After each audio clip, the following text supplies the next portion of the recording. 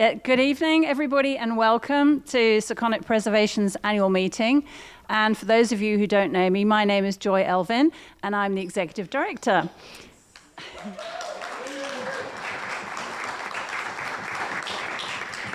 I've been with Sakonnet Preservation for 5 years now, Executive Director for just over two. Gosh. Time has flown, and I'm definitely honored to be in this position. It's an amazing organization, and I get to work with some amazing people. Some of the board members I would call good personal friends now, and some of them are definitely mentors. All of them work really hard for the community, and we are all honored to do this work. So without much ado, I will introduce Abigail Brooks, who's our president, and she will run the short annual meeting before we have our guest speaker. Thank you.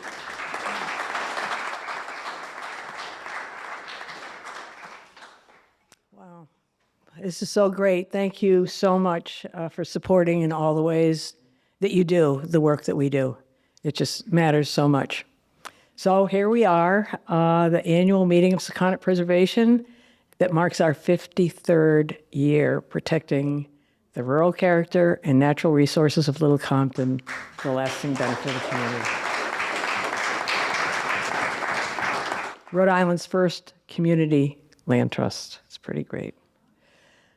And thanks to so many conservation-minded landowners and our members who are essential to our funding support and the services of literally hundreds of energetic, passionate, and dedicated board and community volunteers over all these years, we stand here now.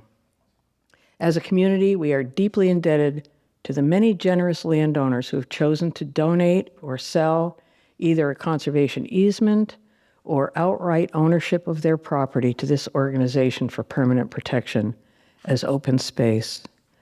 Of our 63 holdings encompassing 474 acres of our Little Compton landscape, only 3 were purchased and in collaboration with other land conservation groups. All others were donated outright. So I'd like to give you some highlights from our activities of 2024. It's sort of odd. Here we are in the middle of 2025, and I'm telling you about 2024, but so be it. So what you're seeing on the screen is a photograph of the second easement done within the span of 6 months by Bunny Milliken, adding acreage to an easement she already owned on West Main Road. It's a sweet piece of land, and it adds to another easement that she already owns. Okay. So there's a slide. Okay. So in this next slide, Catherine Beauchamp from the Barrington Land Trust did a great presentation for us and showed a film called Turtles on the Hill that represented the Barrington Land Trust's really successful and hard-won work protecting diamondback terrapin turtles. It's an incredible conservation project. You can look it up online. She was terrific. And we also, for the first time in 2024, gathered an eclectic collection of natural materials for making mandalas and discovered how much fun they were for both kids and adults to make. So we did that on Earth Day 2024 here at the Community Center and also at the church fair. There's an example of one right there. It was amazing to watch what kids did, and grown-ups too. They really had a good time. And there's the diamondback turtle, terrapin turtle. Our collaboration with teachers and administrators and students at the Wilbur School continues, as does our Lori Richmond Goodnow Young Naturalist Award, given to an 8th grader each year with an exceptional interest in the natural world. These initiatives, coupled with our newsletters, movie series, and speakers, reflect our commitment to keeping conservation education a core part of our work, and we have been generously supported by the Carl and Carol Seebe's Foundation in doing this work. So here we are. Doing stewardship. Yearly inspection and management of our holdings, what we call stewardship, continues to occupy a good deal of our time. Stewardship is the forever challenge we take up once we've closed on a property. And its complexity increases as the years roll on, with inevitable changes to ownership and abutters. Our team of over 30 volunteers, ably led by our stewardship director, Adam Yorks, inspects each of our holdings at least once a year and assists with property management tasks on the properties we own. Doing this is the basis of our best effort to manage the challenge of protecting the conservation values of each one, detecting possible violations, and maintaining trails on our public access properties. Next. An energetic group of volunteers, board members, and staff worked diligently to clear the opening and embankment of invasives on the trail easement leading to our Guild property at Gray's Mill Pond. We continue forest management on the Blanchard and Blazer properties in Adamsville, tree and shrub planting by the Little Compton Tree Committee with material contributed by or purchased from the Rhode Island Wild Plant Society, as well as invasive control activities with help from board members, community volunteers, and Audubon's Youth Conservation League, which is working on that property this week, represent one of our most active land management projects at this time. And we have secured additional funding from the Natural Resource Conservation Service to contract for professional forest management plans on several of our other properties. Adam led an invasive control and wall clearing workshop at our True Blood property on Willow Avenue. You can switch. Oh, no. Where's the one with the True Blood property with the wonderful shadows? Oh, go back one. Oh, there it is. It's up in the right-hand corner. Okay. I love this photograph. It's a drone picture taken during the winter of the True Blood property, which, as some of you may know, has been used most recently for landscape materials that Gabe Faria has farmed for many years. So let me see. I threw myself off here by trying to find that picture. Okay, so Adam led an invasive control and wall clearing workshop at that property, the True Blood property on Willow Avenue. And in anticipation of changes to the leaseholders on this property, Gabe Faria and Chris Goulart, he sublet to Chris Goulart, but Chris needs to give it up as well. We have begun considering options for the use of these nearly 10 acres of traditionally farmed land, which has actually been a kind of fun brainstorming what we might do with it.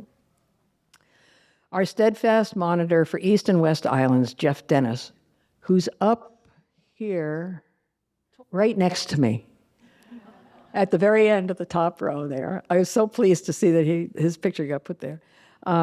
Continues to provide reports to us on his disheartening discoveries during his trash cleanup, lower right-hand picture. Fills up his boat with trash. It's unbelievable. There are so many eddies around the islands. They become trash collection points. And he also takes thrilling pictures of his bird sightings, and many of which have graced our mailings and website. So that's it for the summary of what we did in 2024, other than our finances. So Bill Terrio, how do I even describe how great he is?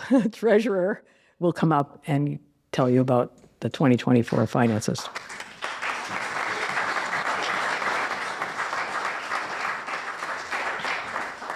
So I'll be very brief to avoid getting into trouble with our speaker. I'll just say that, as many of you will recall, we embarked on a fundraising project a couple of years ago to try and raise enough endowment funds so that the earnings from those funds would cover at least half of our annual operating expenses. As you can see from this year's, or 2024 highlights, with a little help from the market, we more than exceeded that goal. So we're very well positioned. If you want to hit the next slide, you can see the balance sheet is extremely strong, and we're well positioned not just to support operating expenses, but hopefully to start using some of these additional funds to expand our holdings. If anybody has specific questions that they'd like to ask, you can find me over in the corner, but I'll just leave it at the highlights for those of you whose eyes are already glazing over. All right, thanks.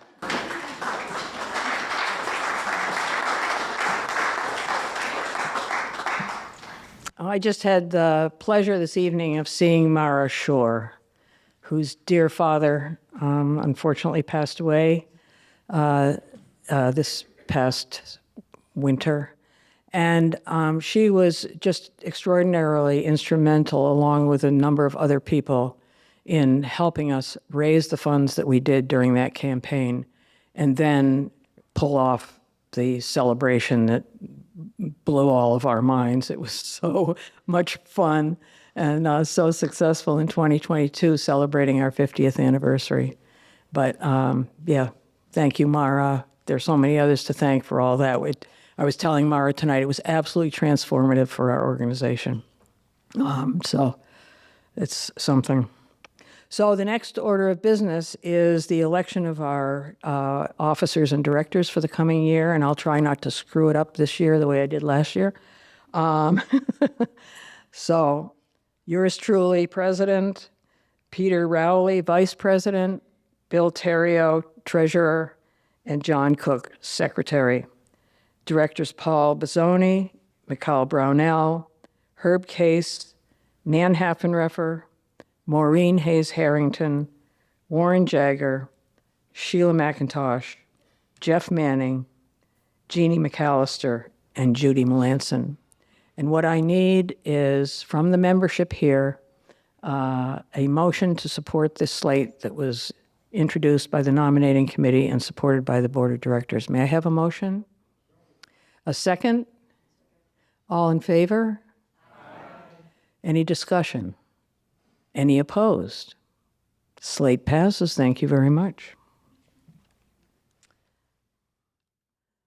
I'd like to extend, and on behalf of the board, a heartfelt thank you to Warren Jagger as he steps down from 13 years of service on our board.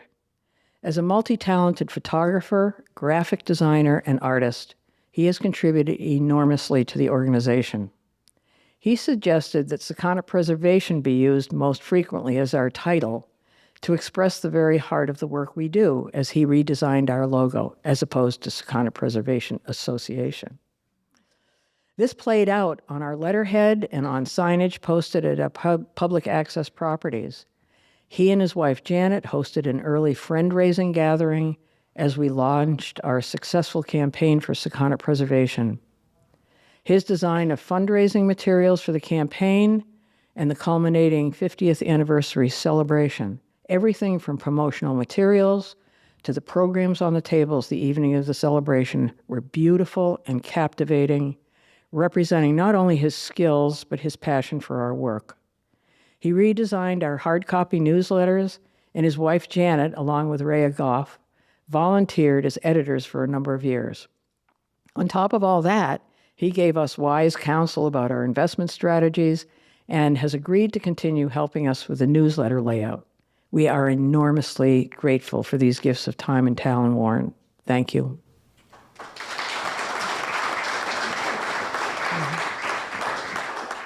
Before I introduce this evening's speaker, I'd like to also thank our board members and staff for stepping up so willingly to assist with this event. Also to be thanked are Clarkshire Media for taking on the videography, which will be recorded and is available on YouTube if for those who either want to see it again or who haven't been able to make it. And the unfailingly helpful and friendly staff of the Little Compton Community Center, especially Chef Dave Rainier for his catering creativity and Executive Director Amy Mooney for her organizing help, all of them ensuring the success of this evening. This brings to a close the business portion of the meeting. May I have a motion to close it, please? So moved. A second. Any discussion? Hearing none, all those in favor, please say aye. Aye. Any opposed? Okay, thank you very much.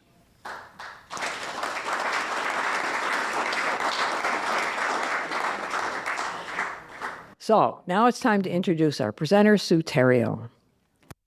What a title. What you notice becomes your life. Boy, is that the truth. It's my pleasure to welcome Sue as our featured speaker this evening. She and I go way back to our collaborative service on the Little Compton School Committee in the 1990s.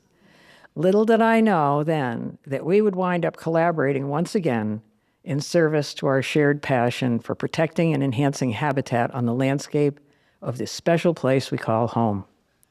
Sue will tell us her story of how she came to this place she holds now as grower and sower of native seeds and plants, engaged at the local and statewide level in actively promoting how we can all play a part in restoring and creating vital habitat to serve the interconnected plant, wildlife, and insect communities that make our landscape their home, too. Sue, the podium is yours.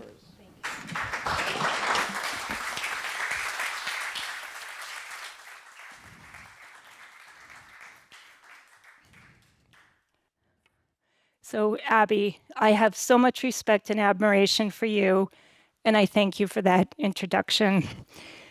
I also want to thank Abby for the title of this talk.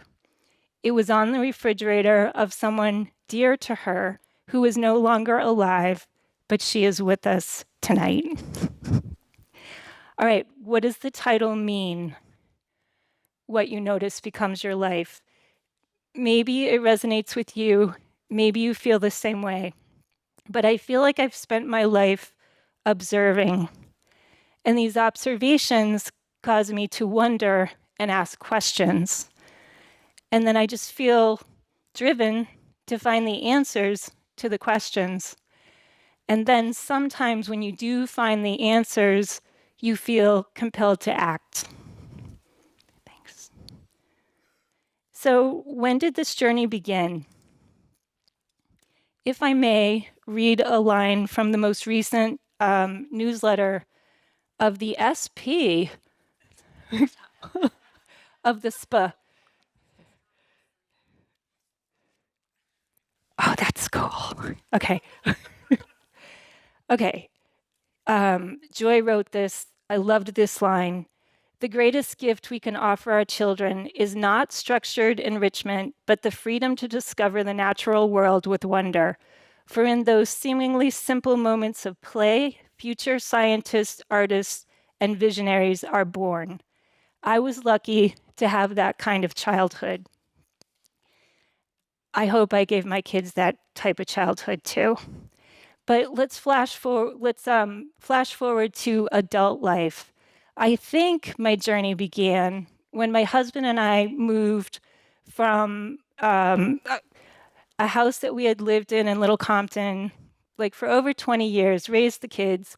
We moved a mile south to be closer to South Shore and Goose Wing. And my yard doubled in size from like half an acre to 1.03 acres. I know it's still a substandard lot, but this but this lot just seemed so big to me. And it was filled with trees. It had this wild edge that separated the yards. It had some formal gardens. It had sun. It had shade. And I feel like it just energized my gardening to be in a new place. But I also knew that I needed to figure out what was in front of me. And so I think it was my old neighbor, Jeremy, who said, you got to come to this talk. I'm going to be talking. And I was intrigued by the title, Good, Bad, Ugly, what is this all about? I clearly remember that Saturday morning. I was sitting way in the back somewhere. I was still working at the time, but I'm like, okay, I'll do this. And this was the moment that Dawn Peckham, native landscape designer, came to this podium. And she started showing pictures of the landscapes that she had designed. And I just felt something like moving in me. So she showed pictures that were very natural, that moved my heart. She gave us permission to grow the green strip down the middle of our seashell driveway.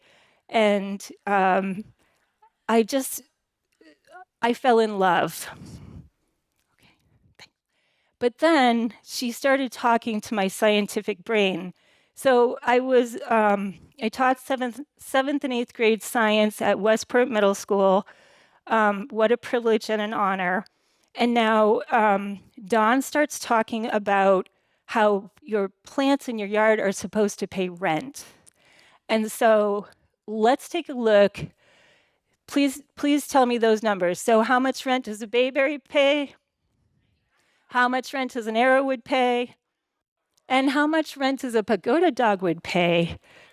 Yes, so like we're not talking money here because that would actually be pretty amazing. We are talking about the number of insects that these that these shrubs host. So it's you can find out this information on nativeplantfinder.com. Just put in our zip code 02837 and you'll have access to these numbers. This website's really being developed to the point where there's also pictures of what some of these insects look like. It's just very hard to be an insect advocate because we don't see them. And there's a couple of them that we find really annoying, but there's so many good ones. And Dawn appealed to my heart. She appealed to my scientific mind. I was, like I said, in love. So I also had Jeremy came over to my house and he showed me, he's like, Sue, look, you have some of these shrubs on your property already. They're just covered with the honeysuckle, the bittersweet. You know, this is the ugly and the bad of the presentation. But again, I felt like I had a direction, thanks to Dawn and thanks to Jeremy, and I was psyched. Okay. So the other thing that Dawn did was she took the time to give me a very lengthy reading list. I mean, she is a busy lady, but she sent me this beautiful email, and I know this took some time. And on the reading list was Doug Ptolemy's book, Bringing Nature Home. And what she said was, Sue, if you only have time to read one book, read this one. And what I'm going to say to you is if you only have time to read one chapter, read chapter 5. All right, so who has good eyes and can read the title to chapter 5? Pam, you got it? All right, way to go, Pam. So I'm reading this. It's like another Saturday morning, like after a week of school. I need to think of something different. So I'm reading this book, and I just start howling. I am a science teacher, and I did not even know this stuff. I am like so upset. Like I should have taken this stuff and incorporated it into more of my lessons. But basically, what I was learning was the difference between a generalist and a specialist insect. Now, generalist, specialist, you're going to think there's more generalists out there, right? Well, there's not. So of the plant-eating insects, 90% of them are specialists. 90%. And I'm discovering this at this point in my life. So if you take the story of the monarch butterfly, we all know it. We all know that monarchs need milkweed for their caterpillars. Like if that genus of plant isn't there, the monarchs cannot be here. We'll take that story and multiply it by thousands because there's all kinds of specialist insects that follow that same pattern. We just don't know their stories. They're not as beautiful. They don't have a cool migration. So I was being moved, and this is where I'm being moved to action. So by 2018, I had retired from Westport, and as Jeannie McAllister wrote in the latest newsletter, I was looking to grow my green edge, meaning I definitely consider myself a lifelong learner. I'm trying to figure out what to do with my retirement. And there's some members of the Sakonnet Garden Club who are also members of the Rhode Island Wild Plant Society, which the acronym is, we say RIPS. So if you hear the word RIPS, it's the Rhode Island Wild Plant Society. So I start working at their Seed Starters operation in the fall of 2018, based in Portsmouth. I find the mission of RIPS to be clearly aligned with my own. I find it to be clearly aligned with that of many land trusts, but RIPS does not hold land like a land trust. It conserves our native plants by propagating and teaching people to cultivate them. It does a lot of education and a lot of walks and workshops so people learn to appreciate their natural settings in the hope that people will value them and want to preserve them. So it's at these locations where I am exposed to these wonderful, wonderful people who are probably anywhere from, like, I want to say 60 to 85. Many of them are sages. They hold this knowledge. They want to share it. And this is where I'm really learning about the specific native plants and their specific personalities and needs, making some really wonderful friendships. So there are many seed starters in the room today. Please stand if you are one. Don't be shy, don't be shy, let's go. So we've got Erin, we've got Pam Thompson, we've got Denise, we have Linda, we have Tara Bradley. Guys, thanks for coming. Abby, you rock. You are a sage. You can join us. Okay, so these are wonderful people. Pam Thompson is here. She's also the president of the Tiverton Land Trust.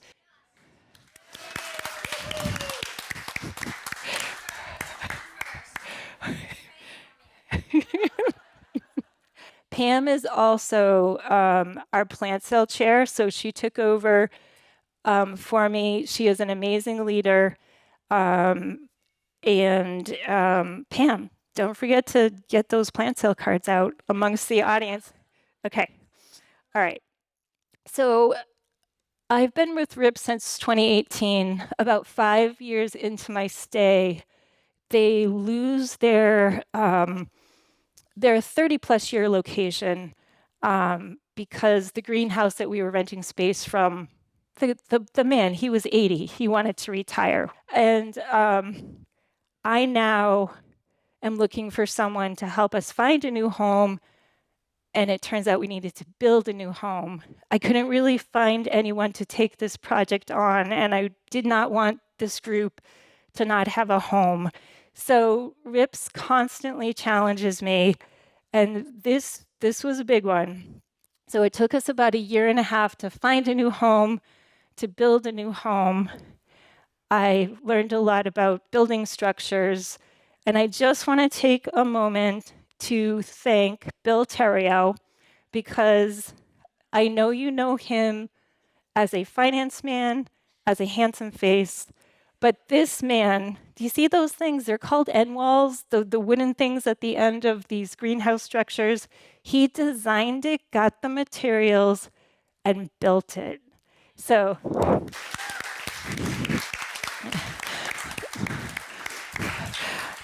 when you are desperate, you look to the person sleeping next to you. But Bill has saved RIPS a couple times with these building carpenter needs. So I am so happy that this operation continues now. It's in its 34th year. It is a training ground for volunteers, an education center for how to grow our native plants. And to me, it is the heart and soul of RIPS. And I love this saying, when we grow it, we know it. As I learned more about the importance of shrubs and the herbaceous layer, I knew there was a gap in my training. And that was trees. So I'm learning how important trees are to the environment. Again, I'm going to talk about food. I'm going to talk about insects and birds here. Trees have amazing biomass. So when a tree leaves out, that is so much material for hosting insects. When a tree grows berries and nuts, that's a lot of berries and nuts for our birds. And then when a tree produces pollen or nectar, even though a lot of trees are wind pollinated, the bees are still coming for a lot of this pollen because our trees are flowering before a lot of other flowers begin in the spring. So they're really important. So the Sakonnet Garden Club was looking for a representative. I volunteered right away because I wanted to learn. And I must say that I have learned so much from our tree warden, Jason Burchard, who battles the what I would say the bad insects all the time. So we have the emerald ash borer, we have the winter moth, we have beech leaf disease, which it's a nematode, but close enough. And I feel like my job with Jason a little bit is like, but Jason, most insects are good, really. But I've learned so much from him. And it's been, the tree committee is such a good team of people. How about if you're on the tree committee, why don't you stand up? Yeah, you do it.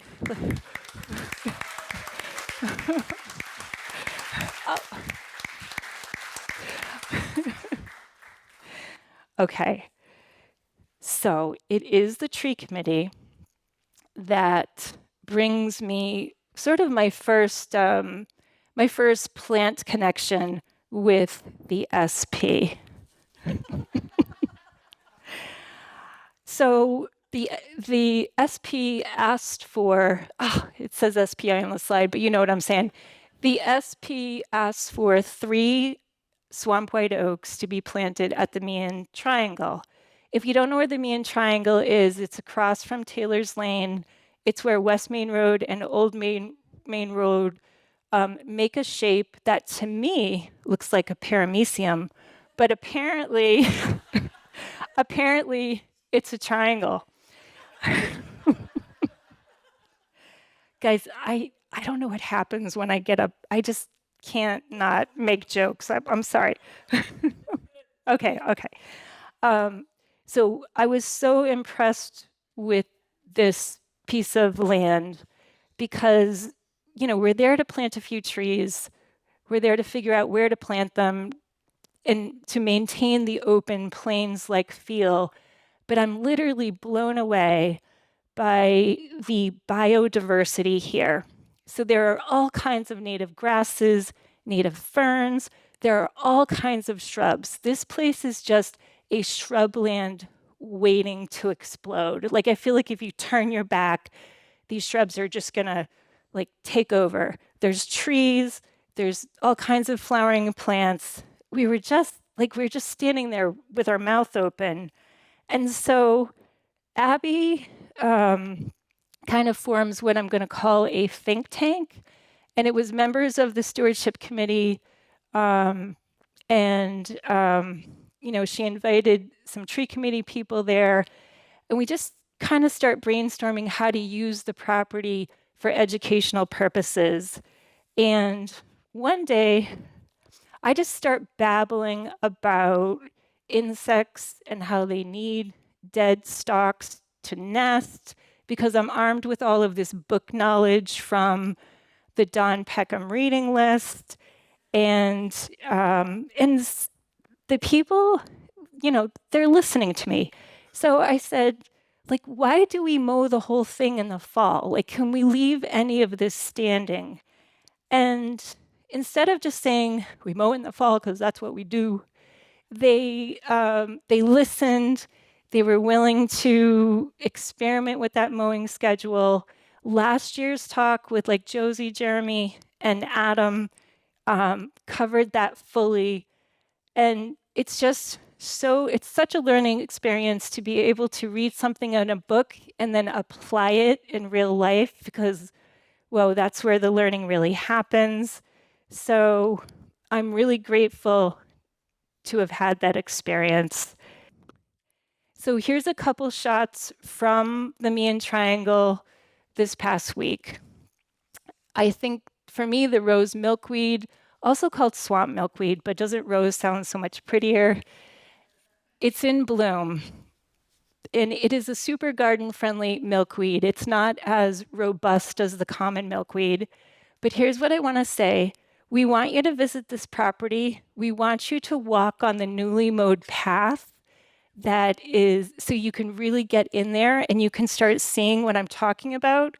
But please do not dig up any of these beautiful plants. Oh, now this is not a joke, okay? Don't dig up any of those plants, and please don't steal their seed, because this is how we have lost some of our native plants. And I want you to have swamp milkweed, but I want you to do it in a sustainable way. And there is now for sale, we've got all these seed packs here. There is a program where milkweed seed is basically being farmed, and I'm going to talk about what that means. So you can actually go online and purchase it and grow it. It's very easy to grow. So that one of the paths that has been mowed takes you into one of the shrub islands. And I just think these blueberry canes are so beautiful, and you only get that beautiful by being old.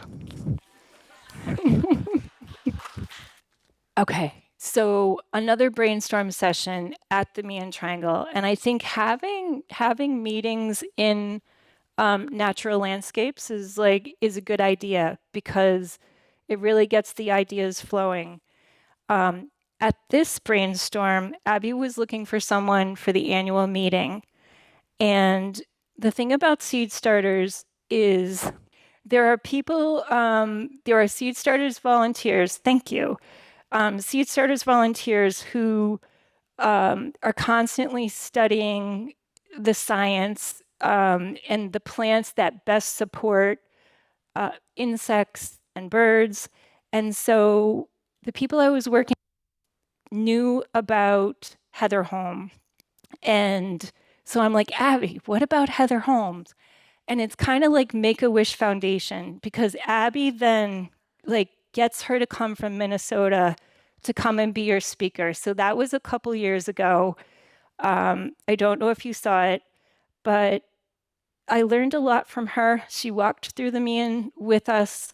I just want to go over one thing that I thought she did a really good job on, and that was talking about our keystone species, which are those plants that we'll call them the workhorse plants. They're the top ones in terms of hosting insects.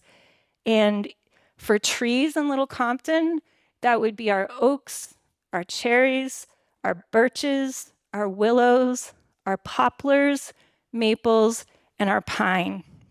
Now, when we plant these trees and we invite the insects in, the good insects that don't bother you, when we invite them in, we need to think about all of their stages of their life cycle.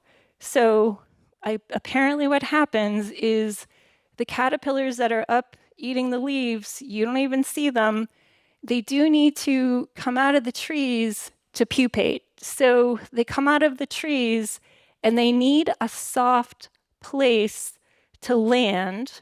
So they're not happy when we grow the grass right up to the tree, and then we keep mowing it and it gets really compacted because they need to be able to wiggle into the ground to pupate. So Heather is talking about this concept of soft landings. She's developed a really nice handout about it. I have it here. And we started using it for educational purposes with the tree committee. We started using it at RIPS. So it's kind of like a Sakonnet preservation speaker then has impact beyond just Sakonnet preservation. Now, when you're thinking about your soft landings, This is, we've got our tree layer, we've got our shrub layer. Think about putting some keystone species in the ground cover layer. So what are our keystone species in Little Compton? Our goldenrod, our asters, our wild strawberry, our violets. These are the plants that kind of just show up in your yard. And I feel like things that just kind of show up, we don't take them seriously. We devalue them. Well, let's value them because they're the ones that are really doing the most for the environment. But there's also plenty of goldenrod and aster species that that don't necessarily just show up, but they work and they're shorter and maybe they're not as robust. And if you go to your nurseries and you ask for those, you can really have a powerful situation if you are gardening like Mother Nature with all of our layers. So thank you, Heather, for all of that. So as you can see, I'm very interested in the plant insect bird interaction. This is what I enjoy watching, and I understand how important it is because I'm looking for that food web to play out in my yard. But and I appreciate trees for their utility, but Judy Melanson really just straight up loves trees. So we pick up Judy Melanson on the tree committee, and it's been so awesome to have her. She is a force. And she's even a propagator now. Those little oak seedlings, Judy grew. So Judy is recently retired. She too is growing her green edge. And because Judy is also the stewardship, she runs the stewardship committee, there's a lot of crossover between tree committee and Sakonnet preservation. Thanks, Joy. All right, so we are at Blanchard Blazer because Judy led the tree committee there. And we start there by caging some trees that she has transplanted or some trees that were just trying to come up on their own.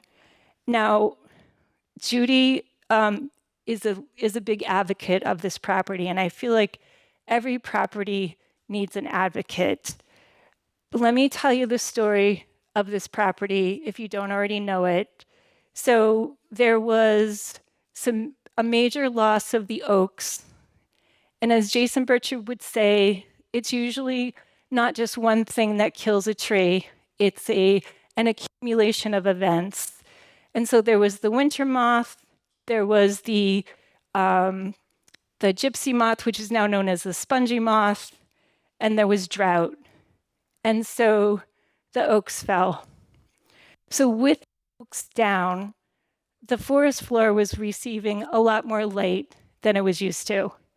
And apparently, there was some wisteria in there that just then blew up.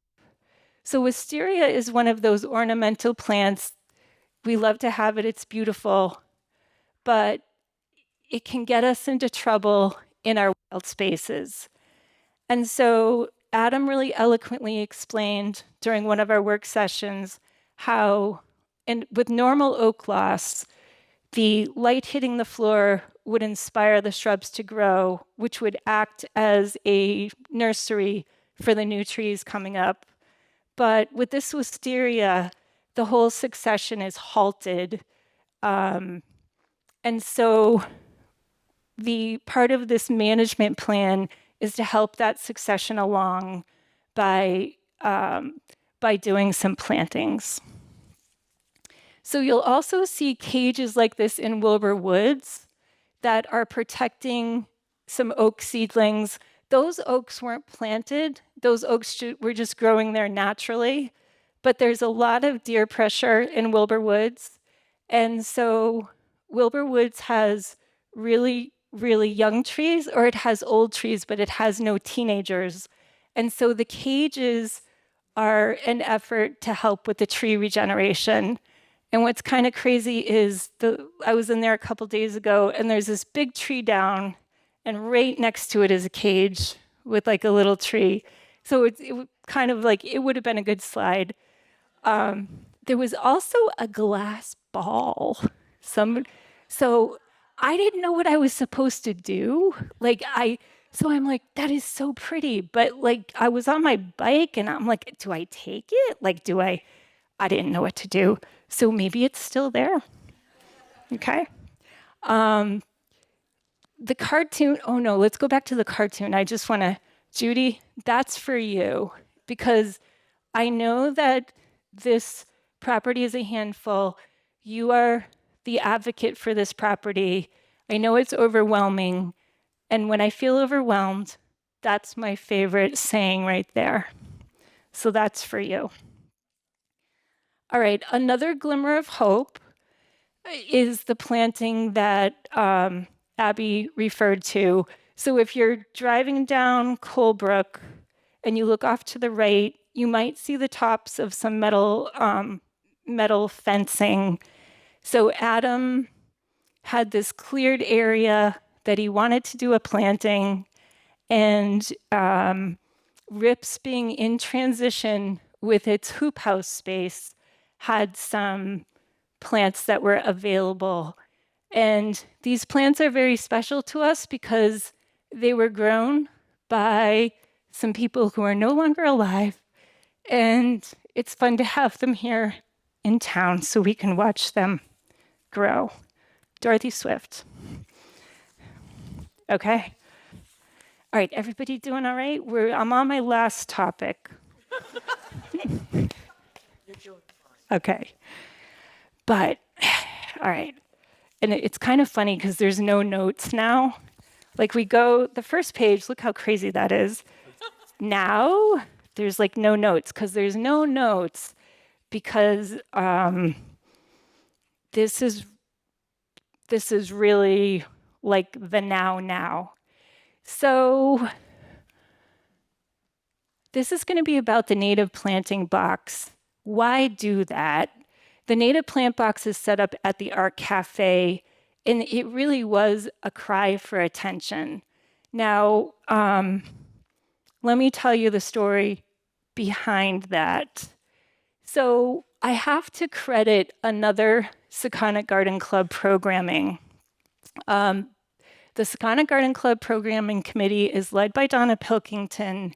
She's here tonight, and so much of that programming has influenced me. So here's an example of that. So Dr. Bob Jaguar he runs Beecology at UMass Dartmouth, and he comes to talk. Dr. Bob Jaguar has studied, and his interns have studied all kinds of footage from citizen scientists. And his big thing is trying to figure out the plant-bee connection and what plants should we be planting in our gardens. So he starts talking about the length of bee tongues. Like I know insects are pretty crazy life cycles, but they do have different length tongues: small, medium, and long. I know, guys, the things we just don't know. And so the bees that are really at risk are the long-tongued bees because, again, it's like loss of habitat, but then the stuff we're planting in our yards isn't really matched up to the needs of the long-tongued bee. So they need the flowers that have more of a tube-like shape. Now, you can go online and you can get like this bee list of what helps the long-tongued bee. And that's the kind of thing that RIPS does, because then we try to grow these plants, educate people, and get them out there. But here's the frustrating part. And here's why this program began. Because we want to follow the science. We want to do what's right. We get all psyched to get the plants, but then you can't find them. So he loves self-heal, Prunella vulgaris, variation lanceolata. There it is, kind of a magnified view. I could kind of see what he's talking about, like with that long tongue. But you can't find this plant. So we started the Reseeding Rhode Island program to start generating seed for plants like this so that you could get those seed and grow it. Or, this is a dream, people, like right here. This is a dream. If this presentation is climaxing, it's now. I really want this to happen. This is what I want to happen. I want the native seed and the native plant supply chain to follow the path of local organic food. So, all right, we got some people, okay. All right, so we have large food producers. I love to think of Olivia's spinach. You can go to Lee's and you get the big plastic container of Olivia's spinach. And don't feel bad about the plastic container because that's one of the containers we use to propagate native plants in. But that's aside. We also go to Wishing Stone Farm, Skinny Dip, and we buy their spinach. And we love it. Like we're connected to the food. Like we see our farmers, we see where it's growing. Like we think it's probably more nutritious. We love the organic piece. These things coexist. Right now, the native supply chain is basically just Olivia's spinach. So what I mean by that is that if you want to buy seed, you're buying it from companies in the Midwest and the Mid-Atlantic. We're lucky to have them. We can coexist with them. If you want to buy the plants you buy when you go to a nursery, most of them are grown from big producers, none of which are in Rhode Island. So I would just love to see us get into working with some of our local seed. And by local, I mean Rhode Island, but I also mean basically our eco-region, which includes some of Connecticut, Mass. We develop a local seed supply. We encourage the growing of this local seed, and we get it into our nurseries. So you march into your nursery and you say, I care about the long-tongued bees. I want my Prunella vulgaris lanceolata, and I want it now. Yes, people, I can feel the energy. So this is why the Reseeding Rhode Island program was started at RIPS. And we're not alone. There's movements in Massachusetts, Connecticut, New York. And we're actually, I'm not going to get into it because that would take way too long, but there's actually an alliance going on where there's this movement to try to produce a Northeast seed supply where like our plants here in the Northeast we might have some of the same species, but they're like different than the plants in the Midwest. They're different than the plants in the Mid-Atlantic. So there's value to preserving their genetics. This is actually happening on a really small scale, and I want to give you an example. So Reseeding Rhode Island just produced its first batch of seed last fall. And like I think every seed starter in this room was out in one of these plots collecting seed. And the seed was, RIPS is growing it out right now, but we also had like the two growers that we know. One is in East Greenwich, one is in South Dartmouth. They're following us. They bought some of our seed. And so we know Emily Dutra from Butterfly Effect Farm in Westport. She's spoken in this room. She has a native plant nursery. Well, has a relationship now with the South Dartmouth grower, and is buying some of their plants. So that's a microcosm of what could happen. Can we make it a macrocosm, is the question. And, I say there are not a lot of growers in Rhode Island. We have one in this room right now, and it's Jeremy Allen. He has a DEM certified nursery. We need more Jeremy Allens. We need these growers to be supplying our retail nurseries. That's it, man, that's it.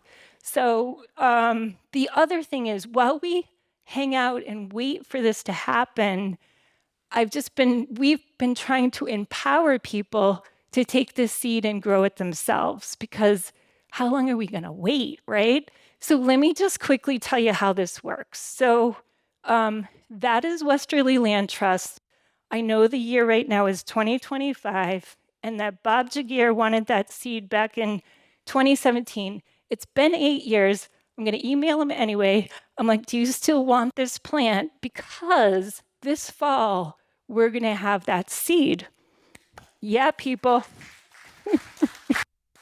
So the way this works is RIPS had a botanist locate wild populations of this plant. It's common self-heal, so I don't want to make it sound like that was hard. That seed was collected following all kinds of rules. It was grown out. It was planted at the Westerly Land Trust. And, it takes a couple years, but it's blooming now. I hear it's like buzzing with life. And so the seed will be collected. It'll be sent up to our distributor, which is the Northeast Seed Collective, and then you can go online and buy it. So like right now, you could go to the Northeast Seed Collective, and Reseeding Rhode Island has 10 species for sale. Like a bunch of them are up here. So basically, the seed that you're working with originates here in Rhode Island from wild populations, but it's not like you're going back continuously to the wild population to get that seed. You're getting it from the seed bed, like that you see down there. So, like, all this is going on, and I live in Little Compton, and I'm like, how do I tell people about this? Like, that was not a cocktail party discussion right there. Like, first of all, not everybody wants to hear that. Second of all, it took way too long. So I'm like, you just like do something that gets people's attention. And so Carpenter Bill Terrio had built me 3 of these boxes, and I grew plants in them for a couple years, and it worked really awesome. So basically, you don't need a box to grow native plants. Donna Pilkington has some beautiful blue vervain and blue lobelia that she grew in a milk jug, okay? But the box just helps you keep it up off the ground, keep it all organized. Like, I knew this system works. So I knew that Sakonnet preservation was experimental. I've also had a lot of fun with Aquidneck Island Land Trust. So I reached out to those stewards, and I was like, do you guys want to try growing your own plants? Because plants are expensive, and I know land trusts are always looking for them. And both land trusts were willing to kind of be guinea pigs. So Peter made the box. Peter Rowley down there made a beautiful box. Josie Richmond, Arkin, allowed us to set it up at the Art Cafe because she too is such a supporter of native plants. We had a session in January. You see Peter and Judy working with the raw seed. Working with raw seed just kind of opens up a world for people. Like licorice scented goldenrod really smells like licorice. And just like finding the seed within the flower, and just seeing like the different shapes and sizes of the seed, it really enriches the experience and makes you value these plants more. There's Davy writing some labels. There's Adam. That Indian grass that Adam is holding, that was in seed form. It's loving the growing box. It's doing really well. So this was like a publicity stunt because I just wanted to get the word out and I didn't know how to do it. So look, guys, here I am. Maybe it worked. And this is just so you can see how it works. Narrowleaf mountain mint. That's the foundation plot at Aquidneck Island Land Trust. Come to think of it, Pam Thompson was there planting the seeds with them. This is the plot. That's the seed pack. So the seed pack explains where that seed was originally wild collected, where the plot is located. It gives you some advice for germinating it. And then here it is growing in the box. Like there it is. Wait, there it is. And this is what the plant looks like. So, guys, we can do this. So teaching people to grow their own plants is a way to create our own native plant supply. Aquidneck Island Land Trust is super into it. Those are the two competing boxes. SP, Aquidneck Island Land Trust. Pam, president of Tiverton, where's your box? All right, Pam has one in her yard, so yeah. The Art Cafe, I don't really hang out there because I can only have a limited amount of caffeine. But visiting the box and seeing how it's doing, and I've actually learned a lot from that box. I've just noticed how beautiful that space is and how communal it is.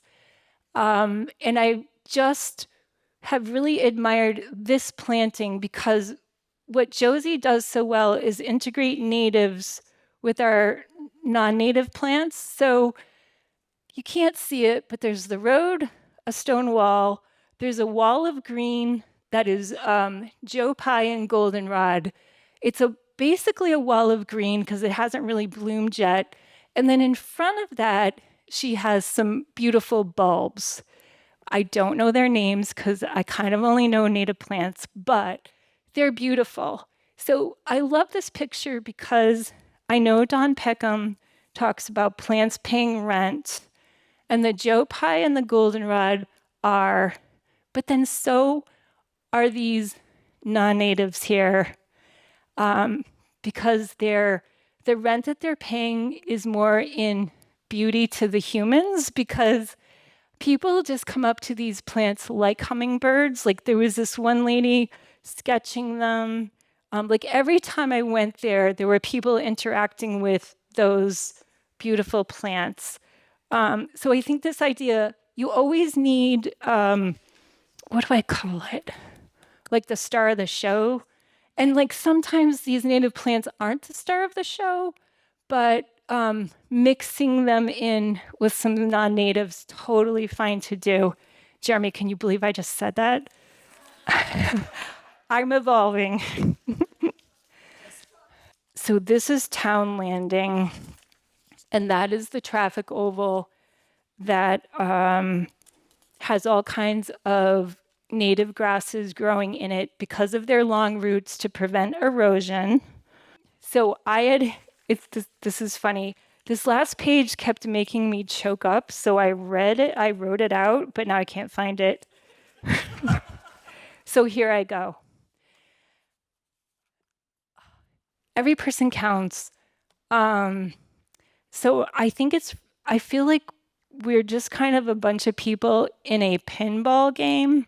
This isn't what I wrote that I lost, but this is what I'm feeling. In that we kind of, like the pinballs collide with each other. So like I collided with Don Peckham that day because Donna Pilkington worked hard to get the Garden Club to do some native plant programming. And then look at where the direction that I was shot off into, like this native plant direction. And like, look at all these cool people that I didn't even know existed that I've met. And so I just really believe that every person counts. So when people ask me questions, I totally give them the time to answer them because I don't know who the next person is that's just going to be completely shot into like a positive direction. And Dawn did that for me. She took the time to put together that reading list and to come. She's a busy lady, but she came to that presentation. So I just really believe that through education and through following the science, that and through objective observation, that we have a chance. And I also feel like working on projects like this, yes, it's about helping the environment, but it makes you feel less hopeless in your life because you're actually acting and doing something. And like, no matter how small it might feel, you are doing something. But I think the best part is that when you run into trouble, and like, of course you do, or when you just get really bummed out, like, I was on a walk today. I'm like, I'm going to just go for a walk. I'm going to be all calm about tonight. And I saw this like giant meadow of knapweed. Like there was like nothing else in it beside knapweed. I think sometimes like we have a lot of invasives in Little Compton, and I feel like sometimes it can really bring you down.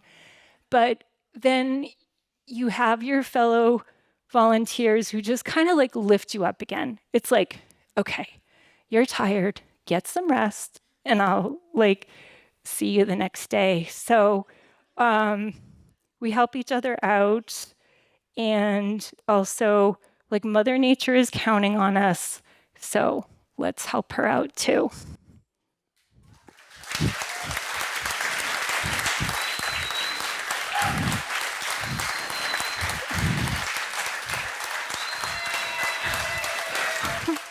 Oh my God.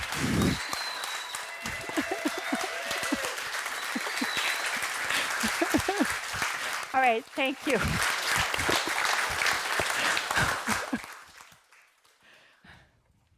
Sue, don't go anywhere. We have question time. Okay, great. So I'm excited. Let me just hand the microphone to Venia. That when you were saying everybody counts, you were just talking about an ecosystem. Every bee counts, every plant counts. I just wanted to bring the metaphor a little bit further. And you've given an incredible talk. Thank you. I learned so much. Okay, thanks. That's a wonderful presentation. Thanks for putting it all together for us and putting things in perspective. Just a simple question for you. What would you like your legacy to be in Little Compton? Oh, no. Pam, you rock. Okay, guys, I told you. Remember the climax of this? Okay, I really, really want us to develop a local food supply, a local seed supply. It is a food supply eventually for the birds and the insects. And when I say local, I don't just mean Little Compton, and I don't just mean Rhode Island, but like within our ecoregion, if we could bring some seed farming and some seed growing to our state, and if we could get some of these plants into our nurseries, and we could get all of you grow your vegetables, you don't even think about it, right? Start growing some native plants. They go together, right? They complement each other. So, well, I didn't know that I had a legacy, but I think that's what I would love for it to be. Being wide open and honest with you on that. You always are. Thank you. All right, I have a question. Okay, so I have been mowing the lawn like every 2 or 3 weeks, hoping to help insects. And the thing is, I don't know if this is true, but it seems like my grandchildren, because they like to play in the grass, get a lot more ticks. And I've just today thought that I should, oh my heavens, go to once a week mowing in order to keep down ticks. I want to know what's the relationship. I also wanted to say one other thing, was we had somebody walking down our street from, I think it was New England Pest, going to houses selling tick spray. And we said no. And then he kept on going, and on his way back, he said, well, everyone but you said yes. I mean, I would never do it anyhow, even though the ticks are a big problem for us. So I put that to you, and I just wonder what you have to say. Okay, definitely something. So I too had a fellow come to my door who was selling an anti-bug product, and I was super straight with him. I said, oh my God, you don't even know whose door you're at right now. Because I said, I love the insects, I embrace them. And the guy, like, he had all this fear in his eyes, but I said, you know what? But let's chat, because I'm really curious about your product. And we actually had a really long talk. And so his product, he described it as a tick. It doesn't like kill them, but it repels them or something like that. And I was like, oh, you know, okay, thank you for your time. And so here's what I would say to you. I get the tick thing. So that picture of me that they used in a meadow, did you see how I had socks over my pants? And I wear boots. Like, I try to protect myself with clothing. The other thing in my yard, I'm really not sure how much it's helping by going to like mowing every 2 weeks. I'm really not sure how much that helps. But what I would do is, let's all have some lawn where the kids play, where the Adirondack chairs are set up, where the barbecue grill is. And this is where we mow weekly. This is our recreation area. But then let's try, like, places where we're not walking and using, and especially under trees and shrubs, let's target those for where we don't have grass. And so this is where maybe we're suppressing grass and putting native plants in.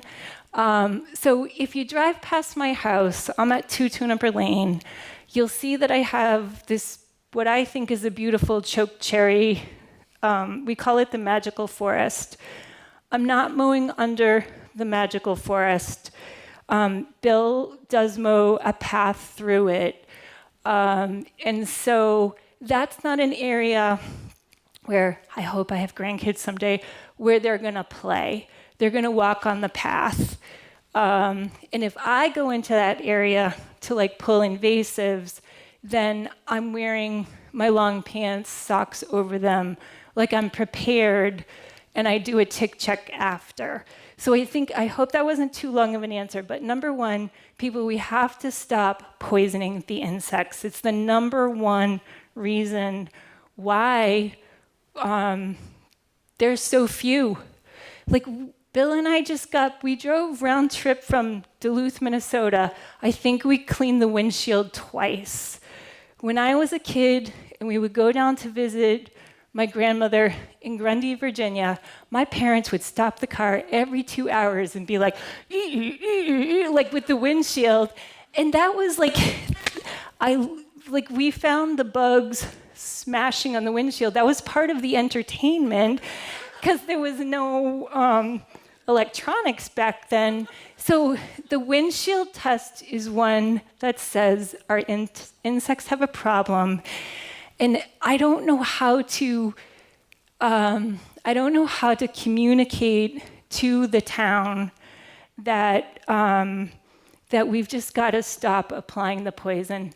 I use nothing in my yard. I don't fertilize. I don't put anything on my grass. I mean, I have areas where we play, and then I have areas where when I enter them, I am prepared with my clothing. I hope that helped. I just want to say, when you start, I have two sons that are in their 50s, and one of them is really interested in like teaching the grandchildren. Like when they go to whack something, he looks at it and he goes, "Oh, that's a daddy long legs. Don't kill that." And they catch it and they put it outside.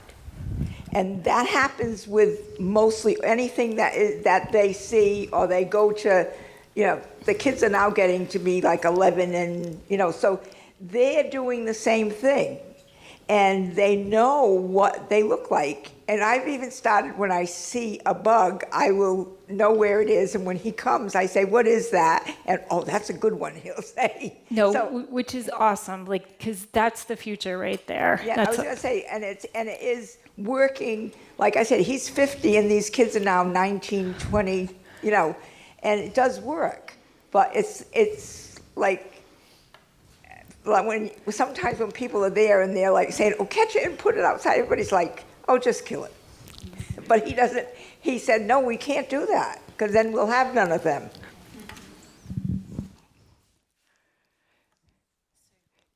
Okay. Oh, that's okay. Thank you. All right. So if you would like any information about reseeding Rhode Island, the northeastseedcollective.com. If you would like to see any of these plants, or guys, I have 21 seed packs that it's okay if I don't leave with them. So if you would like to try your hand at growing, just come on up. Oh, Helen. Yeah. I wouldn't just scatter them. Actually, if you take a seed pack right now, just go home and put it in your fridge, like next to the mayonnaise. And then the time to plant this is probably late fall, winter. I know, weird. And don't just scatter them, because this is the beginning of your learning. Let's get them in some pots or containers, and you can start watching them grow. Like, take a look at the Art Cafe box, and actually, if you read the piece of information there, it describes the process. So, yeah. Okay.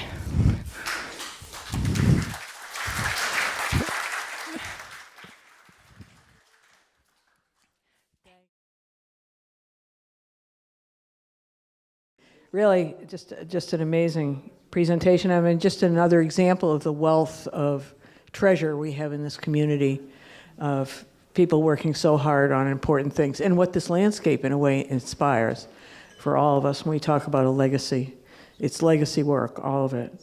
And thank you, all of you, for coming and paying attention and caring about this.